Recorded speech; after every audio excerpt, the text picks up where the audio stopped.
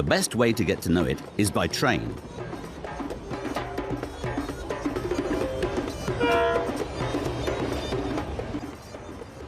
We start our journey of discovery on the Shatt al-Arab, the river that forms the border between Iraq and Iran, a region that was once hard fought over.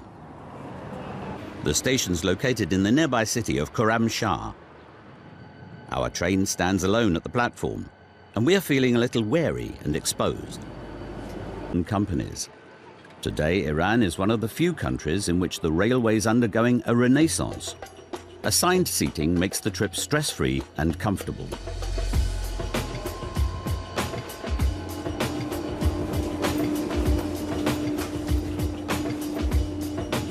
Our train leaves Khorramshahr and heads north.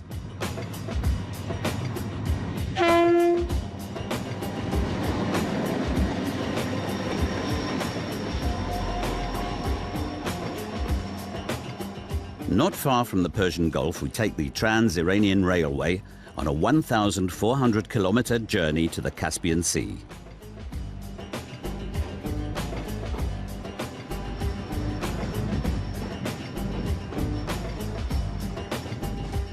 The construction of this railway line was once the prestige project of the Shah of Persia, a central investment in infrastructure.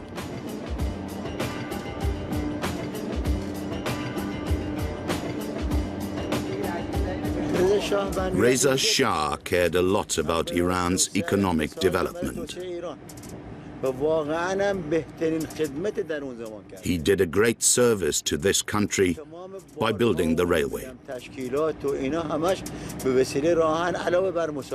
Passengers and cargo are transported by train. Millions of passengers a year, as well as lots of machines, vehicles and goods. In 1925, when Reza Khan came to power as Reza Shah, Persia was a structurally weak agricultural country. The train was intended to help the country, called Iran from 1935 onwards, flourish economically. The railway owes its existence to the country's natural resources. It was built to transport oil. Passenger transport was unimportant at first.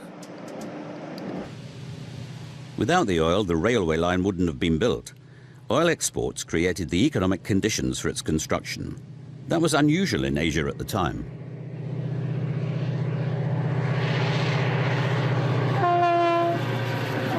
The railway lines were largely planned by the various colonial rulers and built for their needs.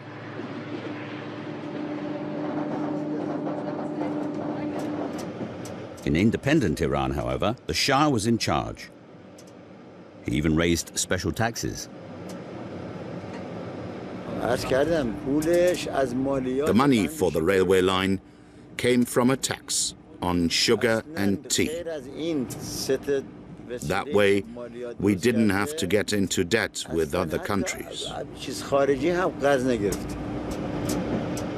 The construction of the Trans-Iranian Railway took a good 11 years.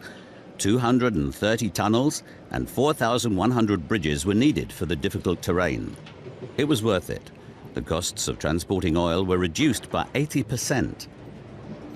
It used to take weeks to transport the oil. Now it could be done in a matter of days.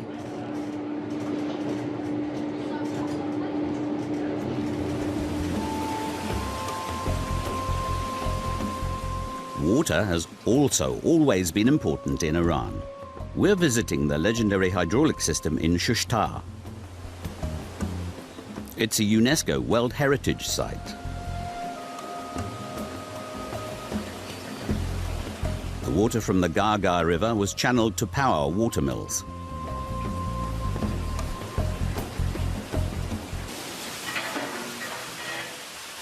Once enough water is dammed, the weir is opened. Just like with a regular mill, a millstone is put into operation using hydropower.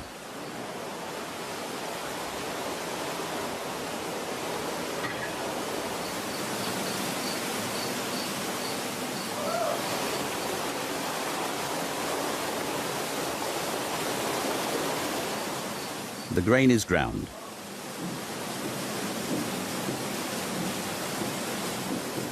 It's a simple principle that still works today.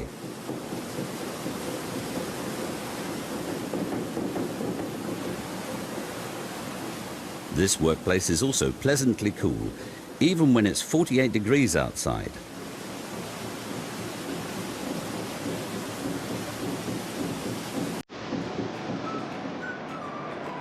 We leave the plains behind and start climbing into the Zagros Mountains.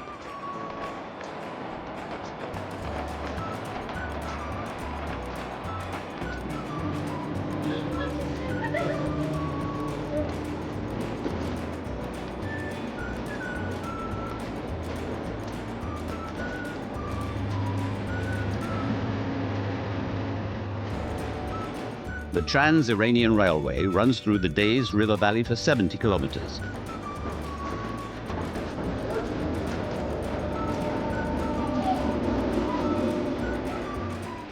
It's one of the most scenic stretches of the entire route.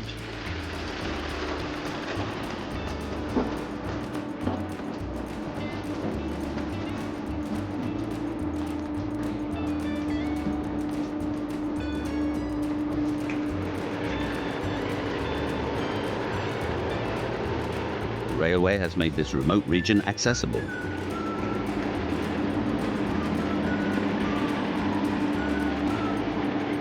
Action trip.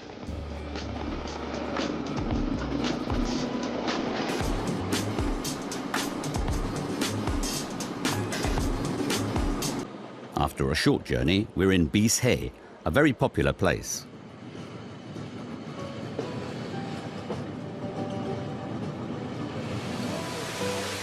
People come from far and wide to visit this waterfall.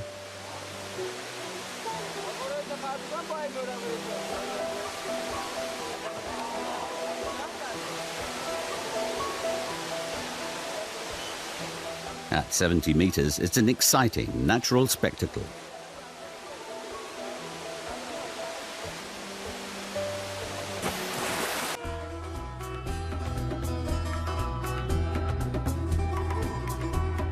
We reach what's quite literally a high point of our journey, the highest point on the Iranian railway network.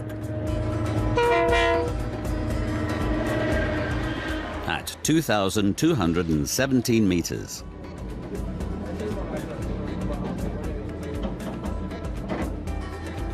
This high point in the Zagros Mountains is here, between Dorud and Arak.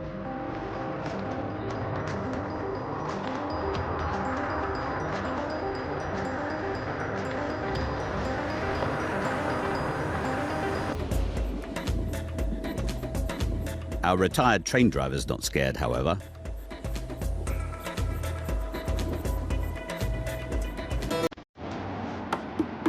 We're arriving in Qom, a highly religious city, which isn't popular with all Iranians, maybe for this reason.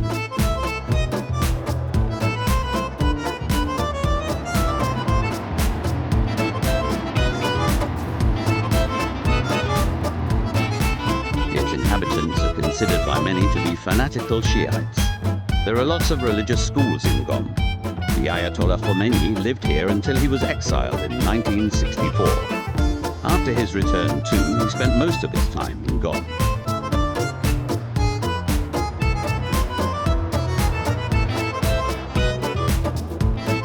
But many pilgrims come to visit one of Iran's most important Shiite holy places. The Fatima Masumeh Shrine. But adherence to Islam as the state religion is crumbling among the population. People feel confined. They feel the state and religion are interfering too much in their lives. The totalitarian claim to power no longer fits with a modern society.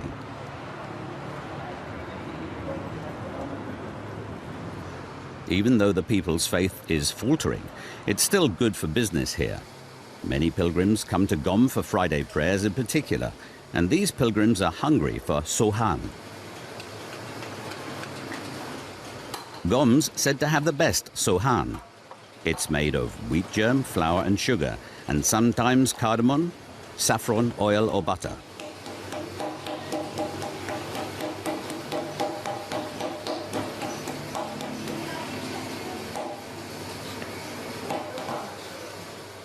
Even though few people talk about the Shah these days, when he tried Sohan during a visit to Qom, he made it famous throughout the country.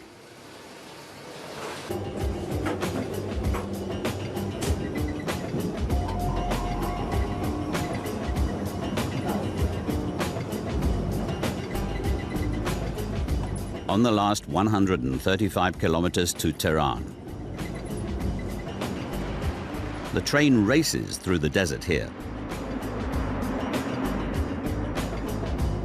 It's cool inside thanks to the air conditioning unit, and there's a movie playing. It's the pride and joy of the Iranian Railway.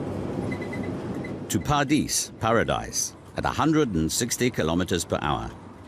There are no problems with the air conditioning in this train, even with a blistering 50 degrees outside.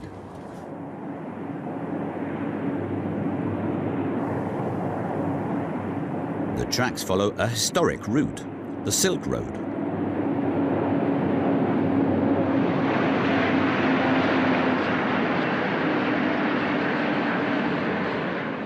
This caravanserai is evidence of that.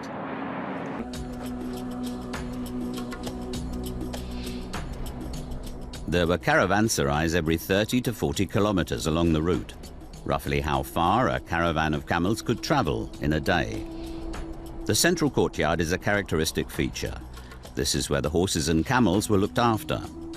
It was a welcoming place where travelers could relax and bathe and refuel for the next leg through the desert.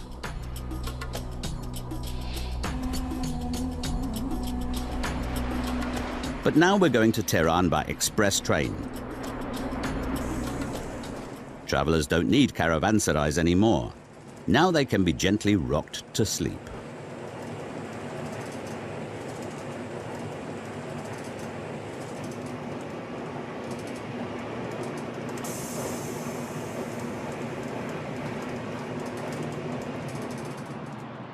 We soon reach the outskirts of Tehran. Iran's capital has a population of more than 8 million. In the mid-1920s, when Reza Shah came to power, the city had just 250,000 residents. He fueled the modernization of the city, thereby attracting more and more people.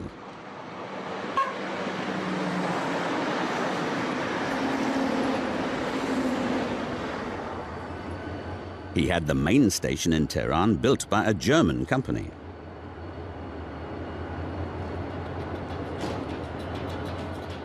It's currently being refurbished.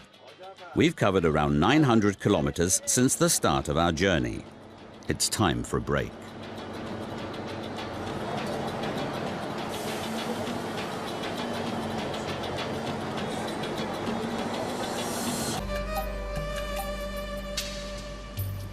We discover this station near the bazaar.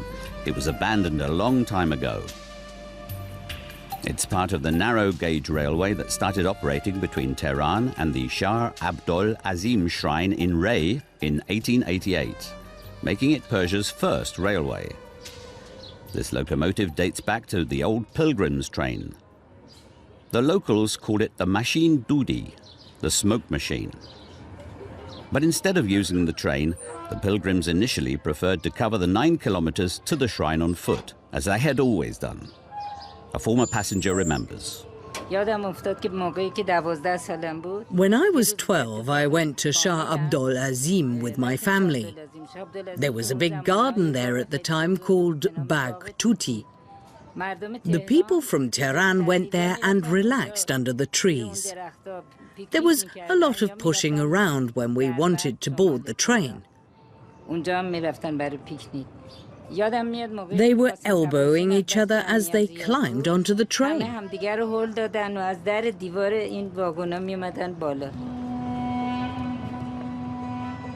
This place of pilgrimage is located on what was once an important intersection on the Silk Road.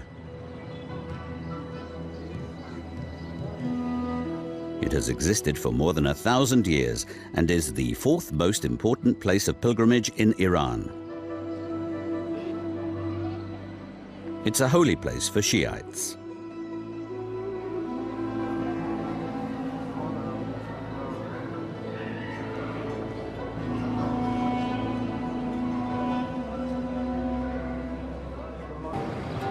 well. Other eyes won't miss a thing. Not even the smallest grain of dust on this larger-than-life Koran at Tehran station.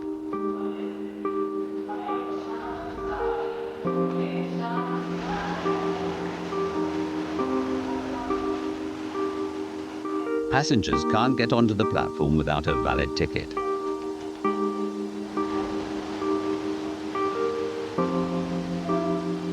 The platforms are opened shortly before the train departs.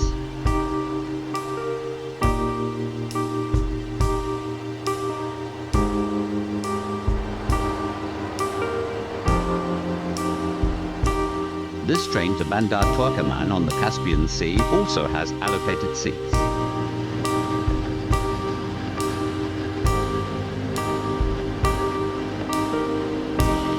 We're going to cover 460 kilometers on our second leg.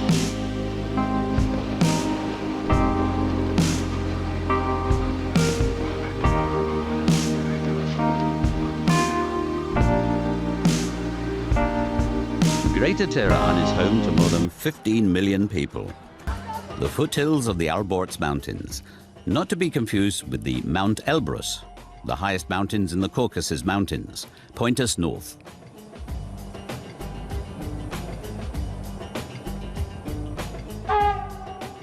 Our journey is currently taking us through the fertile valley in Zarin Dasht, a remote region that can almost only be reached by train.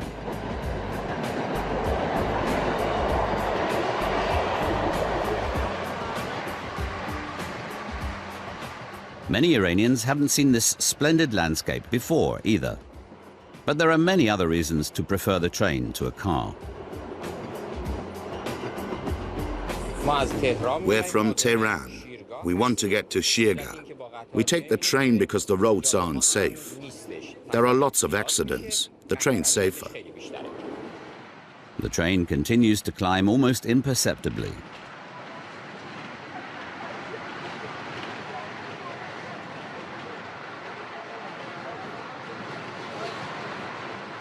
Iran is a rich country, even though most people don't benefit much from it.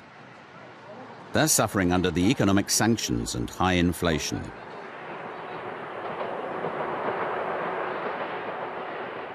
Taking the train isn't always about nostalgia.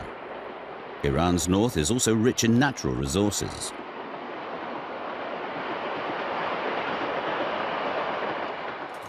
High-quality coal is mined here. The coal mine employs 70 men who all earn around 300 euros a month, about 50% above the legal poverty line.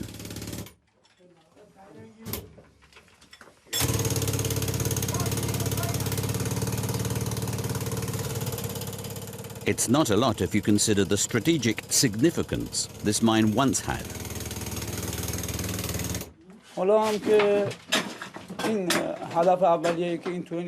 This mine was set up because coal was needed for the steam trains during the Second World War. The trains transported weapons and soldiers and went from south to north.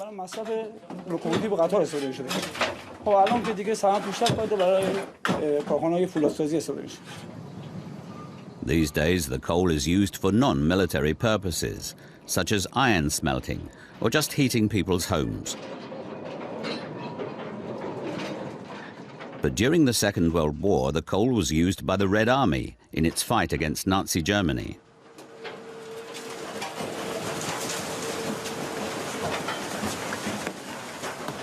In 1941, Russian and British troops invaded Iran.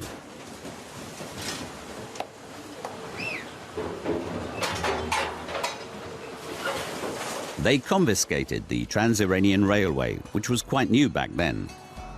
From then on, it was used as a transport corridor, the Persian Corridor. 646 boatloads of war equipment were moved by rail from the Persian Gulf to the Caspian Sea. That allowed the Red Army to launch a decisive offensive against Germany in 1944.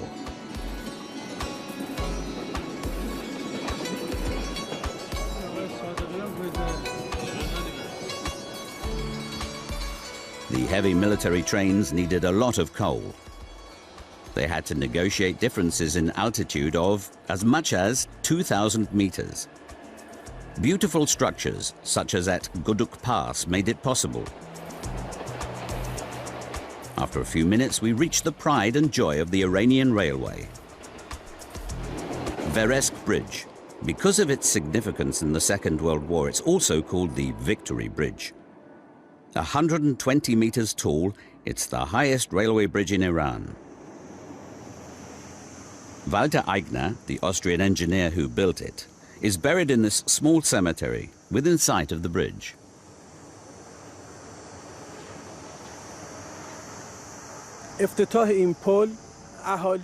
The people celebrated the inauguration of the bridge and sacrificed their animals.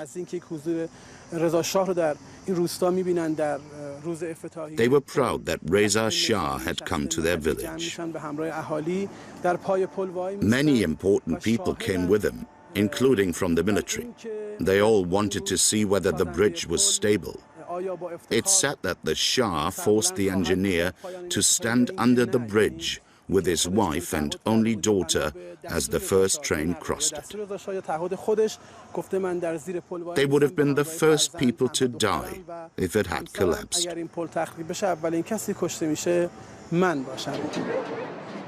Trains still cross this bridge today. We continue our journey and reach the fertile Caspian coastline.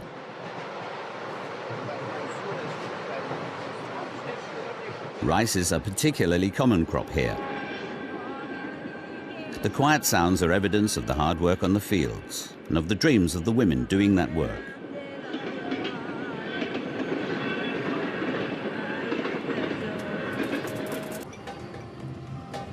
North of Sari, we depart from the historic track.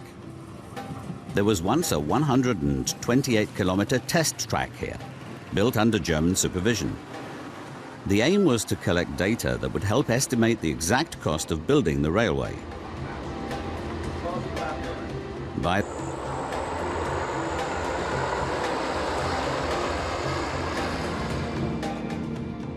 That's no surprise because the Iranian Railway has invested in modern carriages here.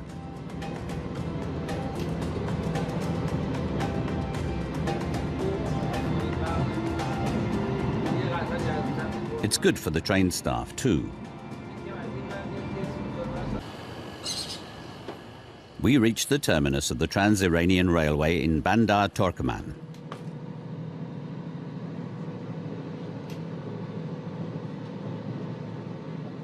This small port is unspectacular. It was once an important Russian supply hub.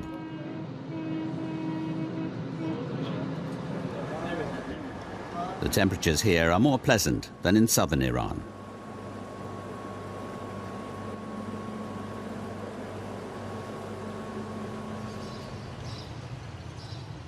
A short walk along the old track takes us to the Caspian Sea.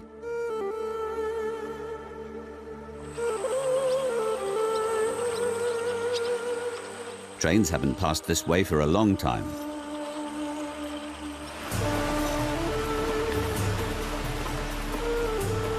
The Caspian Sea is the world's largest enclosed inland body of water. Hossein takes us on his boat and shows us the island of Mian Kaleh, which is a protected nature reserve.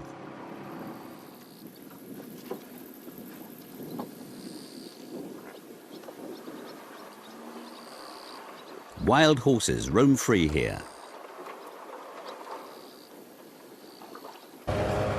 But the country and its society are changing, offering hope that Iranians will be able to live in real freedom one day.